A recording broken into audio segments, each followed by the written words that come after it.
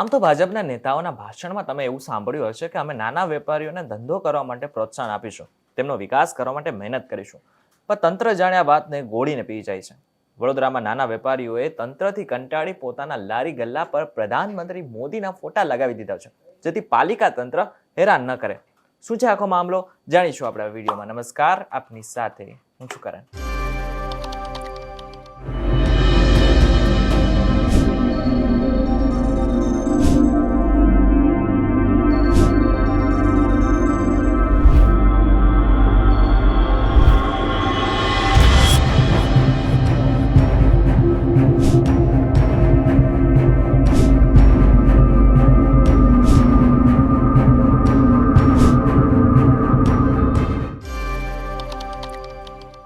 વડોદરા શહેરમાં દરેક વિસ્તારમાં લારીવાળા પોતાનો ધંધો કરે છે.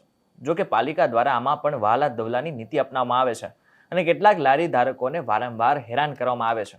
વડોદરાના ગેંડા સર્કલ પાસે વર્ષોથી લારી ચલાવીને ધંધો કરતા કેટલાક વેપારીઓને દબાણ શાખા દ્વારા હેરાન કરવામાં આવી રહ્યા છે. આ તંત્ર દ્વારા બીજી કોઈ વ્યવસ્થા પણ નથી કરવામાં આવતી, જેના લીધે નાના ધંધાવાળાને હેરાન થવું ન પડે.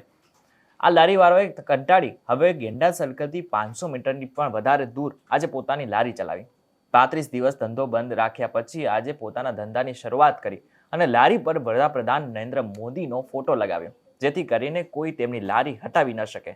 આ લોકોએ પ્રધાનમંત્રીને વિનંતી કરતા કહ્યું છે કે મોદીજી, હવે અમને કોઈ હેરાન ન કરે તેવી અમારી માંગણી છે. કોર્પોરેશન વાળા 8 વખત આ વેપારીઓની લારી ઉઠાવી ગયા. દર વખતે 2000 થી 2500 રૂપિયાનો દંડ કરે છે. છેલ્લે જ્યારે લારી લઈ ગયા ત્યારે દરેક વેપારીને 6 થી 8000નો દંડ કર્યો હતો. આમ તો મોદી સાહેબ કહે છે કે સૌનો સાથ, સૌનો વિકાસ, તો આમને પણ વિકાસ કરવા દો, કારણ કે નાના વેપારીઓ જ આગળ જઈને કોઈ મોટો ધંધો કરે છે ને આ દેશમાં કોઈ રોકાણમાં મદદરૂપ થાય છે. ત્યારે સાંભળો આ વેપારીઓની વ્યથા.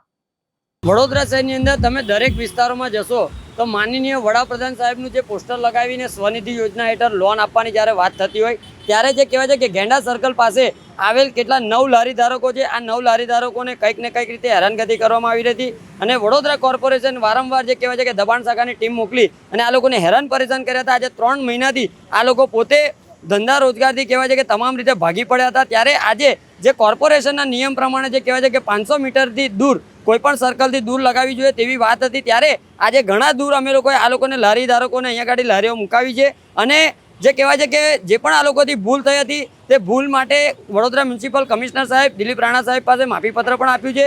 સાથે અહીંના સ્થાનિક ધારાસભ્ય કેયુરભાઈ રોકડિયાને પણ માફીપત્ર આપ્યું છે અને આજે ફરીથી જે કહેવાય છે કે નરેન્દ્ર મોદી સાહેબના પોસ્ટર લગાવી અને આજે ફરીથી જે કહેવાય છે કે એમને પૂર્ણ સ્થાપિત કર્યા છે અહીંયા આગળ ધંધા રોજગાર માટે.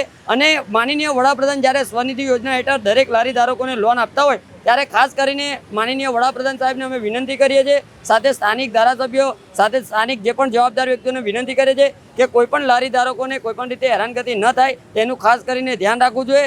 અને આ લોકો તમામ રીતે જ્યારે પાયમાલ થઈ ગયા હતા, જ્યારે જે કહેવાય છે કે લોકો ધંધા રોજગારથી બેરોજગાર થઈ ગયા હતા અને આજે પૂર્ણ સ્થાપિત થયું છે, ત્યારે આ તમામ લારી ધારકોની અંદર ખુશીનો માહોલ જોવા મળે છે.